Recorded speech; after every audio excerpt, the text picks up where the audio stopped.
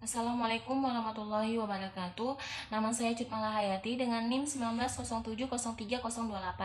Di sini saya akan menjawab pertanyaan dari Bapak Ilham Zulfahmi selaku dosen mata kuliah pengampu PSDP, yaitu pengendalian sumber daya pesisir. Baik, pertanyaan pertama adalah jelaskan mengapa pendekatan ekologis dan pendekatan administratif sangat diperlukan pada mengelola kawasan pesisir.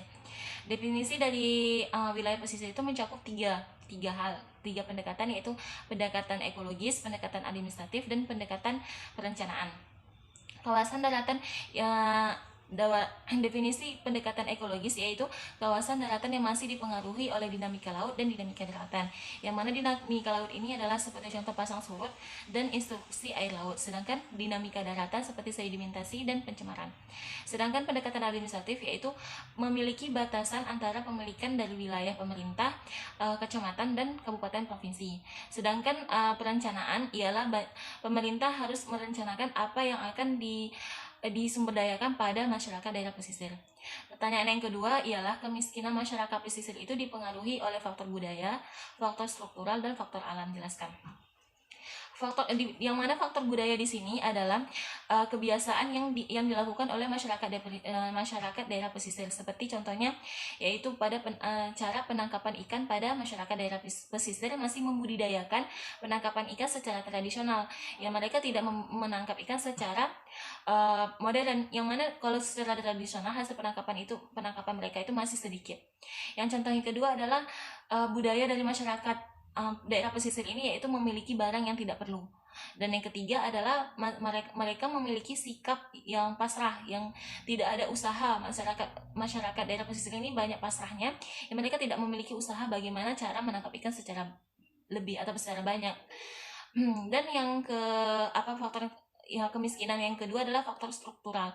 Adapun faktor struktural ini adalah faktor mereka tidak bisa untuk mempelajari atau memahami diri sendiri, apa yang bisa mereka kembangkan dari diri sendiri mereka. Dan seperti contoh yang lain yaitu memiliki perahu. Masyarakat daerah pesisir ini menangkap ikan perahu yang disewakan, bukan milik sendiri.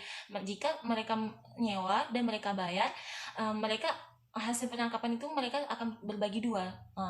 Dan yang kedua adalah faktor dari penangkapan yang sedikit, karena alat mereka kurang. Masyarakat daerah pesisir ini menangkap ikan secara tradisional yang tadi, mereka akan menangkap secara sedikit, dan kadang-kadang mereka hanya untuk mengonsumsi diri sendiri untuk makanan, bukan untuk diperjualbelikan. Maka itu faktor kemiskinan dari masyarakat pesisir. Dan yang terakhir adalah faktor dari pemerintah, kurangnya dari dukungan dari pemerintah. Ya, itu juga memiliki faktor kemiskinan dari masyarakat daerah pesisir. Dan selanjutnya faktor alam. Faktor alam di sini bisa dikatakan bahwa masyarakat daerah pesisir ini tidak tahu bagaimana cara jika alam itu tidak baik ataupun sedang cuaca tidak bagus, mereka tidak tahu bagaimana cara menangkap ikan secara efektif lagi. Pertanyaan yang ketiga adalah langkah-langkah efektif yang diperlukan dalam memperdayakan masyarakat daerah pesisir. Adapun langkah-langkah tersebut, ya seperti contoh, kita harus banyak memperkenalkan kepada masyarakat yaitu bagaimana memperdayakan, mencari uang untuk diri sendiri, ataupun menjelaskan bagaimana cara untuk menangkap ikan secara teknologi, ataupun memberi pengetahuan bagaimana pasaran pada masyarakat daerah pesisir. Itu kita harus mendekatkan apa-apa saja yang bisa menunjang ataupun menunjang sumber daya pada masyarakat daerah pesisir. Dan pertanyaan yang keempat adalah faktor apa saja yang perlu diperhatikan oleh ekowisata pesisir. Banyak faktor-faktor yang bisa diperhatikan oleh ekowisata pesisir, seperti contohnya faktor budaya, faktor bagaimana budaya pada pesisir tersebut, atau faktor lingkungan, atau faktor sumber daya makanan, sumber daya manusia bagaimana. Yang kelima adalah apakah tradisi berburu paus itu melanggar kaidah konservasi yang ada pada daerah pesisir. Itu yang mana kita ketahui bahwa sekarang Indonesia itu menjadikan bahwa lumba-lumba dan paus itu adalah satwa yang harus dilindungi. Berarti masyarakat jika ada budaya untuk melakukan berburu paus, itu melanggar konservasi dari daerah pesisir tersebut. Pertanyaan keenam adalah bagaimana asal-usul dari tradisi Mane. Tradisi Mane ini adalah tradisi penangkapan ikan yang dilarang selama 3 atau 6 bulan. Jika mereka melanggar, maka mereka akan diarak pada desa-desa dengan membawa ikan-ikan yang telah ditangkapi mereka. Asal-usul dari tradisi ini ialah pada zaman dulu, yaitu pada tahun 1628, terjadinya gempa bumi yang dahsyat pada kota tersebut yang mengakibatkan memicu tsunami.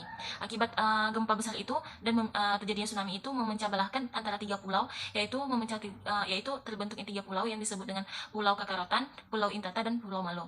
Pada kejadian tersebut hanya tersisa 8 orang dari dari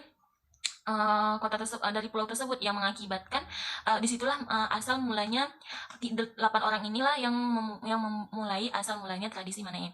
Yang dulu mereka ada datangnya 2 orang asing, yang mana 2 orang asing ini ialah mengajari kepada 8 orang tersebut bagaimana menangkap ikan secara baik yang ramah akan lingkungan. Adapun manfaat dari budaya dari Mane ini, yaitu mereka menangkap ikan tidak sembarangan. Itu akan membuat konservasi ikan yang ada pada perairan tersebut akan lebih baik. Demikian dari jawaban saya, lebih dan kurang saya minta maaf. Wabillahi taufiq walhidayah. Wassalamualaikum warahmatullahi wabarakatuh.